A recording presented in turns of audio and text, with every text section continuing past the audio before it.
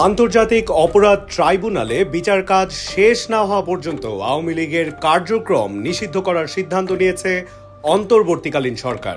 আজ শনিবার উপদেষ্টা পরিষদের বিশেষ সভায় এই সিদ্ধান্ত হয়েছে। বৈঠক শেষে এক সংবাদ সম্মেলনে আইন উপদেষ্টা আসিফ নজরুল এই তথ্য জানিয়েছেন। সন্ত্রাস বিরোধী আইনের অধীনে সাইবার স্পেস সহ আওয়ামী লীগের যাবতীয় কার্যক্রম নিষিদ্ধ করার সিদ্ধান্ত গ্রহণ করা হয়েছে।